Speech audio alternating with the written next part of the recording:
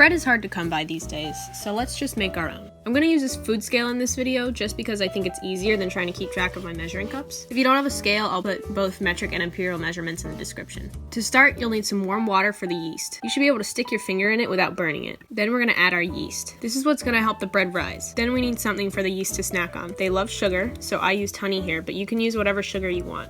Then give it a stir and let it sit for about 10 minutes to make sure your yeast is active. And in 10 minutes, it should be nice and bubbly like this. And then we're gonna put some oil in the bread. I used vegetable oil, but any oil or even melted butter would work.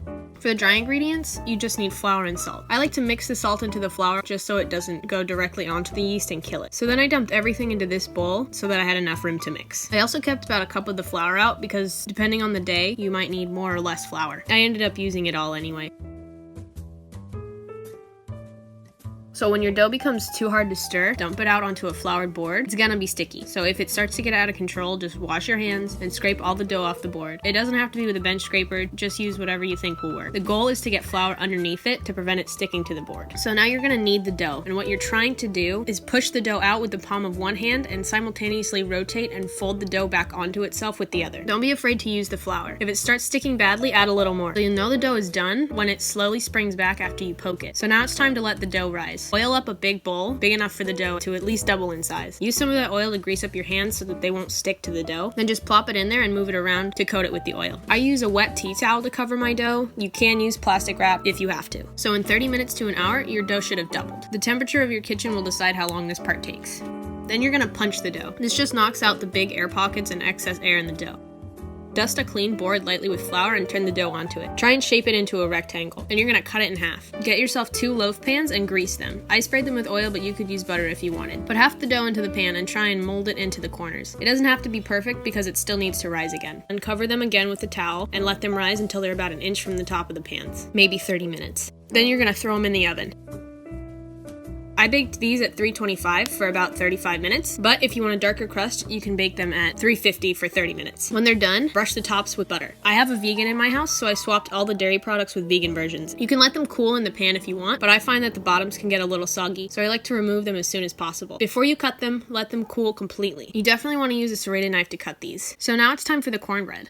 A typical cornbread recipe is going to use buttermilk, but no one just has buttermilk in their fridge, so we're just going to make some. To make your homemade buttermilk, you're going to want to use a teaspoon of vinegar for every cup of milk. The reason we use vinegar is because buttermilk is acidic, and it reacts to the baking soda in this recipe. We can replicate that by adding the vinegar. Mix that up, just let that sit for a few minutes to curdle. Mix all that up, and then add a 1/4 cup of oil or melted butter. Now for the dry ingredients. I have cornmeal, almond flour, baking soda, baking powder, and salt.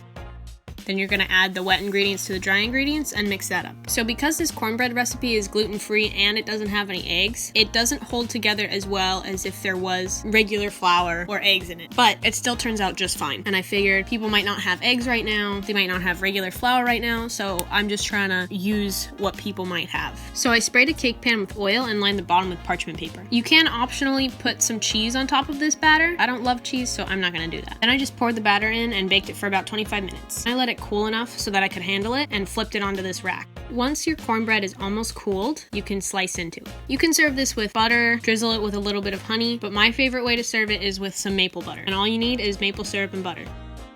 You're gonna take your butter and you're gonna whip it up. Now my butter was cold, so this was very difficult, but if you use room temperature butter, you should be fine. After you've whipped that for a little bit, you're gonna add in your maple syrup. I use about 2 tablespoons of maple syrup per 1/4 cup of butter, but you can change that depending on your taste. And then you're just gonna whip that again until it's all combined. So I made some mistakes with my cornbread. The first one is that I added too much milk and the batter was way too wet, so I added some more almond flour. The second mistake was using a cake pan to bake it. You really want to try and use a cast iron skillet if you have one because it makes the edges nice and crispy. The third mistake was the temperature I baked it at. I baked it at 375, but 400 would have given me a darker crust, but I'll leave all the corrections in the description. Then you can go ahead and spread that on your cornbread and you're done.